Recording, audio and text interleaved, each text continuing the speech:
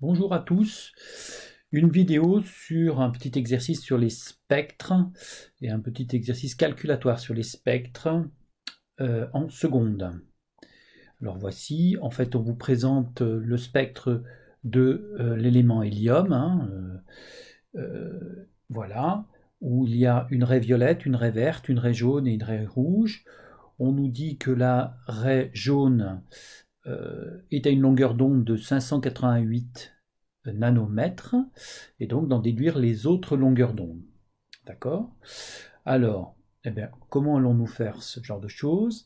Eh bien, on va dire que la raie jaune, elle est à une position de 588 nanomètres, et on va tout simplement utiliser une règle, et la règle nous dit, pour trouver une échelle, en fait, que cette raie jaune, justement, se trouve à 4,7 cm, c'est-à-dire que ma règle que j'ai mise ici est en centimètres, 4,7 cm du début du spectre, c'est-à-dire de 400 nanomètres. Voilà, partant de là, je vais trouver une échelle, donc on va étalonner ce spectre, c'est-à-dire la variation donc, entre 588 et 400 nanomètres, c'est-à-dire de 188 nanomètres, 588 moins 400, 188 nanomètres, correspond en fait à 4,7 cm. D'accord? Et du coup, je vais chercher, trouver une échelle, 1 cm sur le document, donc correspond à combien? Eh bien, correspond à 188 fois 1 divisé par 4,7, c'est-à-dire 40 nanomètres. 1 cm correspond à 40 nanomètres à chaque fois. Voilà. Partant de là, je vais pouvoir trouver la longueur d'onde de la raie violette, de la verte et de la rouge. Voilà. Sur une échelle, donc 1 cm correspond à 40 nanomètres.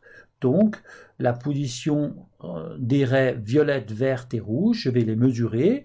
On obtient à peu près 1,1 cm pour la raie violette. Donc 1,1 cm, eh bien, ça correspond à quelle longueur d'onde? 1,1 fois 40 nanomètres, d'accord, plus les 400 nanomètres que j'ai au départ, ce qui fait que la raie violette se situera à 444 nanomètres.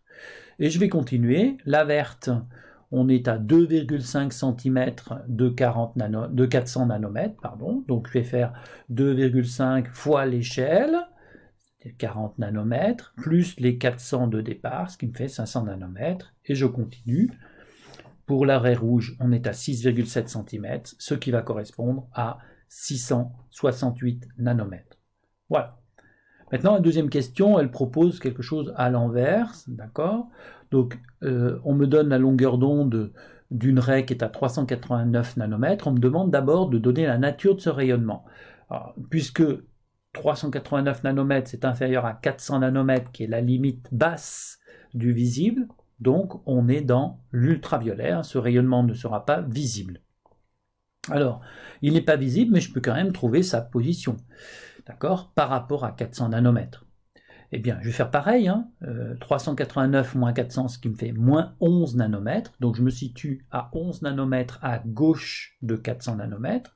Donc avec l'échelle, pareil, 1 cm correspond à 40 nanomètres, donc 11 nanomètres va correspondre à une certaine valeur en centimètres, c'est-à-dire 0,28 cm, avec un signe moins pour dire que c'est à gauche de 400 nanomètres, à gauche de la raie de 400. Donc voilà, cette raie est à 2,8 mm du début du spectre, 400 nanomètres, mais cette fois-ci à gauche. Voilà.